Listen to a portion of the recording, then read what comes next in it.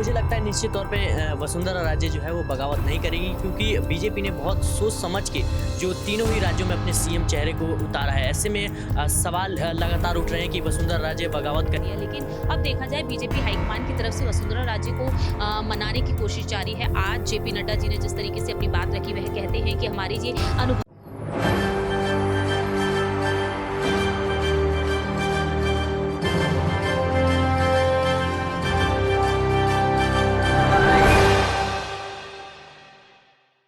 नमस्कार, ESPN 9 news आप देख रहे हैं। आपके साथ मैं हूं अक्षय अग्रवाल। स्वागत है आप सभी का हमारी इस खास पेशकश में 2024 का चौकीदार कौन। 2024 के लोकसभा चुनावों से पहले जिन 5 राज्यों के विधानसभा चुनावों को उन लोकसभा चुनावों का सेमीफाइनल माना जा रहा था, उन 5 राज्यों में से 3 राज्यों में भारतीय जनता पार्टी ने बड़े ही अंतर से कांग्रेस को हरा करके अपनी सरकारों का गठन कर लिया है। हालांकि एक राज्य राजस्थान अभी बाकी है, जिसमें मुख्यमंत्री के नाम का ऐलान हो गया है, लेकिन अब शुक्रवार 15 नवंबर को मुख्यमंत्री शपथ लेंगे, जिसके बाद सरकार यह अस्तित्व में आएगी। लेकिन जिन 3 राज्यों की बात हो रही है उसमें राजस्थान, मध्य प्रदेश और छत्तीसगढ़ में जिस तरह से भारतीय जनता पार्टी ने न केवल भारी अंतर से कांग्रेस को हराया है, बल्कि पार्टी ने तीनों ही राज्यों में नए मुख्यमंत्री उतार दिए हैं। और जिस तरह से पार्टी ने नए मुख्यमंत्री तीनों राज्यों में उतारे हैं, वो उस स्थिति में उतारे हैं जब पार्टी के पास तीनों ही राज्यों में दिग्गज नेता थे। जहां पार्टी के पास छत्तीसगढ़ में रमन सिंह थे, मध्य प्रदेश में शिवराज सिंह चौहान और राजस्थान में वसुंधरा राजे जैसे नेता होने के बावजूद पार्टी ने उन्हें पीछे करके नए चेहरों को मौका दिया है। तो ऐसे में अब सवाल उठ रहा है कि क्या भारतीय जनता पार्टी ने जिस तरह से इन 3 नए चेहरों को इनके राज्यों में मुख्यमंत्री बनाया है,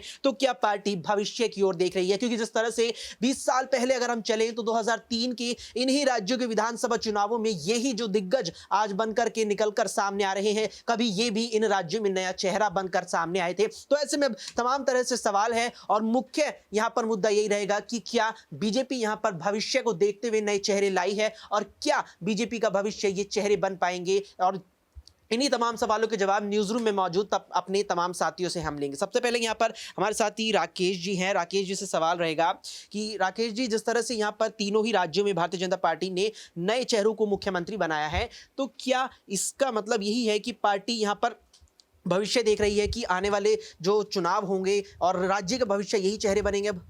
हाँ बिल्कुल, राज्य के जो आने वाले भविष्य हैं इन लोगों के हाथों में देखा जा सकता है अब। लेकिन देखना ये है कि ये कितना केंद्रीय नेतृत्व के बातों को फॉलो करते हैं। मोहन यादव इसमें बड़ा आगे निकलते दिख रहे हैं बाकी 2 से। छत्तीसगढ़ के सीएम भी शपथ ले चुके हैं और राजस्थान के सीएम का शपथ लेना कल बाकी है। कल का ही शायद शपथ ग्रहण समारोह भी प्रस्तावित है। तो जिस तरह से केंद्रीय नेतृत्व इनको चलाना चाह रहा है, अगर वो उसी तरह चलते रहे तो बहुत लाज़मी है कि ये लंबे सफ़र तय कर सकते हैं प्रदेशों की राजनीति में। यहाँ पर आप कह रहे हैं कि अगर केंद्रीय नेतृत्व के कहीं ना कहीं बातों को अगर मानकर चलेंगे तो ये प्रदेश की राजनीति में लंबा सफर तय करेंगे। लेकिन जिस तरह से 2022 की यूपी विधानसभा चुनावों में चर्चाएं थी, अफवाहें थी कि योगी आदित्यनाथ के जो रिश्ते हैं इस समय वो आला कमान से इतने बेहतर नहीं है, लेकिन पार्टी ने उनके चेहरे पर मुख्य रूप से चुनाव लड़ा, वो उसमें क्या स्थिति लगती है? देखिए, आदित्यनाथ योगी का एक अपना फैन फॉलोइंग है, अपना काम करने का तरीका है। और देखिए, आदित्यनाथ योगी के लिए यूपी के लोग ये भी कहते हैं कि कुर्सी की ज़रूरत आदित्यनाथ योगी को नहीं है। कुर्सी को एक्चुअल ज़रूरत है। आदित्यनाथ योगी को कुर्सी की ज़रूरत नहीं है, लेकिन कुर्सी को आदित्यनाथ योगी की ज़रूरत है। ये यूपी के लोगों को का मानना है। एक बार फैसला लेकर सरकार बनाई, आदित्यनाथ योगी को कमान सौंपी गई, लेकिन आदित्यनाथ योगी ने एक अपना पैरेलल लाइन खींची है दिल्ली के नेतृत्व के बहाने या सामने कह लीजिए। और आदित्यनाथ योगी भी लगभग राष्ट्रवाद और हिंदुत्व की ही राजनीति कर रहे हैं, जिससे कि मतभेद तो केंद्र के साथ हो सकते हैं जैसा आप बता रहे हैं, लेकिन मनभेद हो इसमें थोड़ी सी मुश्किल है। तो यहाँ पर निश्चित तौर पर वो बात निकल करके सामने आती है कि जिस तरह से तीनों ही राज्यों में पार्टी ने नए चेहरों को मुख्यमंत्री बनाया है, उन तीनों ही चेहरों को, ये तीनों ही राज्यों के मुख्यमंत्री अगर पार्टी आलाकमान के साथ चलते हैं तो भविष्य पार्टी इनके साथ चलेगी, भविष्य पार्टी इनके साथ चलती नजर आएगी। यहाँ पर सिराज, हमारे साथी सिराज से सवाल रहेगा कि सिराज, जिस तरह से अब अगले शुक्रवार को यानी कल जिस तरह से यहाँ भजन लाल शर्मा जो नए मुख्यमंत्री तय हुए हैं, राजस्थान की शपथ ग्रहण समारोह है, तो राजस्थान में वसुंधरा राजे को लेकर लगातार चर्चाएं हैं, लगातार अफवाहें हैं कि मुख्यमंत्री का जो नाम है वो तो उसका चयन हो गया है, लेकिन अभी भी वसुंधरा राजे बगावत कर सकती है। क्या लगती है संभावना इसकी? जी, मुझे लगता है निश्चित तौर पे वसुंधरा राजे जो है वो बगावत नहीं करेंगी, क्योंकि बीजेपी ने बहुत सोच समझ के जो तीनों ही राज्यों में अपने सीएम चेहरे को उतारा है। ऐसे में सवाल लगातार उठ रहे हैं कि वसुंधरा राजे बगावत करेंगी, बीजेपी के साथ नहीं। तो आपको ये समझना होगा कि बीजेपी आलाकमान जो है बहुत ही ताकतवर है और वसुंधरा राजे इसमें कोई दो राय नहीं है कि वो ताकतवर नेता हैं। लेकिन इसके बावजूद भी पीएम मोदी और अमित शाह जैसे एक बड़े कद्दावर नेता, मुझे लगता है, और वसुंधरा राजे खास तौर पे जो अपने बेटे हैं उनके भविष्य को लेकर काफ़ी चिंता में नज़र आ रही हैं। यही वो वजह है कि वो सीएम रेस में जो है खुद को पीछे रख पाई, वरना वसुंधरा राजे बगावत पे बिल्कुल निश्चित तौर पे उतर सकती थी। तो निश्चित तौर पर यहाँ पर पार्टी आला कमान यानी कि बीजेपी की जो मजबूती है उसकी आला कमान है, वो उसके जो प्रमुख नेता हैं वे उनकी मजबूती लगातार माने जा रहे हैं, जो कहीं ना कहीं वसुंधरा राजे को भी समझाने में कामयाब रही है। यहाँ पर प्रियांशी हमारे साथ है, प्रियांशी से अगला सवाल रहेगा। प्रियांशी, राजस्थान के पड़ोसी राज्य अगर हम मध्य प्रदेश पर आए तो मध्य प्रदेश में बिल्कुल जो नए मुख्यमंत्री मोहन सिंह यादव हैं, कह सकते हैं कि एक्शन मोड में आ गए हैं। एक तरफ लाउड स्पीकर को बैन कर दिया है, यहाँ पर बुलडोजर एक्शन की भी खबरें आ चुकी हैं कि उन्होंने उतार दिया बुलडोजर। तो क्या अब वसुंधरा राजे के अलावा अगर हम यहाँ मोहन सिंह यादव की बात करें, क्या 24 के चुनावों से पहले वो बिल्कुल मजबूत छवि अपनी बना लेना चाहते हैं?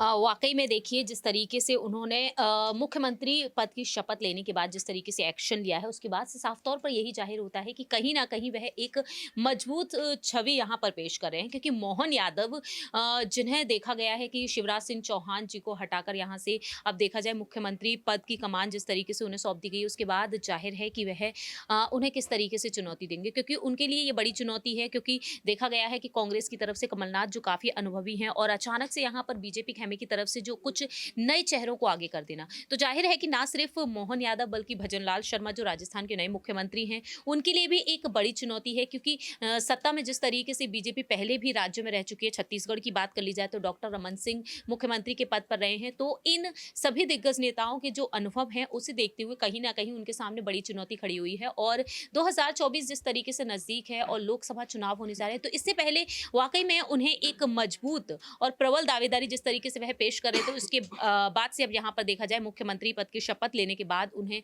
वाकई में यहाँ पर ये प्रूफ करना होगा कि वह मुख्यमंत्री पद के लिए बिल्कुल सटीक बैठते हैं। छोटा सवाल मेरा आपसे ये रहेगा कि जिस तरह से वसुंधरा राजे ने यहाँ पर राजस्थान विधानसभा स्पीकर का जो पद है वो कहीं ना कहीं ठुकरा दिया था, और अक्सर देखने को मिलता है कि पूर्व मुख्यमंत्रियों को या संभावित चेहरों को जिन्हें मुख्यमंत्री नहीं बनाया जाता उन्हें राज्यपाल बना दिया जाता है, क्या वो इसे भी ठुकरा देंगी? देखिए, वसुंधरा राजे सिंधिया के लिए अभी ऐसा कुछ कहा नहीं जा सकता, क्योंकि जेपी नड्डा जी की तरफ से विधानसभा अध्यक्ष का पद जिस तरीके से सौंपने की बात कही गई, उन्होंने ठुकरा दिया। लेकिन अब देखा जाए बीजेपी हाईकमान की तरफ से वसुंधरा राजे को मनाने की कोशिश जारी है। आज जेपी नड्डा जी ने जिस तरीके से अपनी बात रखी, वह कहते हैं कि हमारे ये अनुभवी नेता हैं, जो 3 पूर्व मुख्यमंत्री हैं, उनको लेकर कहा गया कि आपने क्या उन्हें बैठने की सलाह दी है। वह कहते हैं कि बैठने के लिए नहीं बल्कि काम करने के लिए कहा है।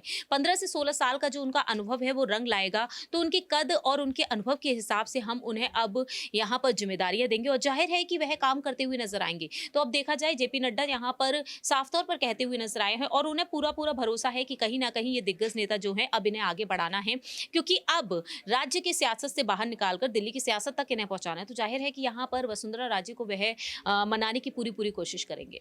निश्चित तौर पर यहाँ पर अब राज्य की सियासत से दिल्ली की सियासत में लाने की पूरी कवायद बीजेपी करने वाली है, क्योंकि चाहे वहां पर वसुंधरा राजे हो या मध्य प्रदेश में शिवराज सिंह चौहान हो या छत्तीसगढ़ में रमन सिंह ही क्यों ना हो, पार्टी बिल्कुल नहीं चाहेगी कि वे पार्टी से रुष्ट हो, और वे भी बिल्कुल नहीं चाहेंगे कि वे पार्टी को लेकर के कोई ऐसा कदम उठाए जिससे पार्टी उनसे रुष्ट हो जाए। क्योंकि 2024 के लोकसभा चुनाव नजदीक आ रहे हैं और जिस तरह से बीते 2 लोकसभा चुनावों में भारतीय जनता पार्टी ने अपना प्रदर्शन किया है, अगर वैसा ही प्रदर्शन पार्टी एक बार फिर करती है तो निश्चित रूप से पार्टी अपनी सरकार भी बनाएगी और उस सरकार में बड़ी जिम्मेदारी यहां पर शिवराज सिंह चौहान को भी मिल सकती है, वसुंधरा राजे को भी मिल सकती है और रमन सिंह को भी मिल सकती है। बहरहाल अब देखना है यहां पर है कि किस तरह से नई सरकारों का गठन हो चुका है, नई सरकारों के जो नए मुख्यमंत्री हैं वे किस तरह से अपने कार्यकाल को आगे लेकर चलते हैं और क्या कुछ प्रदर्शन यहां पर 2024 के लोकसभा चुनावों में भारतीय जनता पार्टी करती नजर आती है और क्या कुछ यहां पर पद इन दिग्गज चेहरों को मिलते हुए नजर आते हैं। इस पूरे मामले पर आपका क्या मानना है, इस पर अपनी राय कमेंट बॉक्स में हमें कमेंट करके जरूर बताएं। फिलहाल के लिए इस वीडियो में इतना ही। देश और दुनिया की तमाम खबरों के लिए आप देखते रहें SPN9 न्यूज।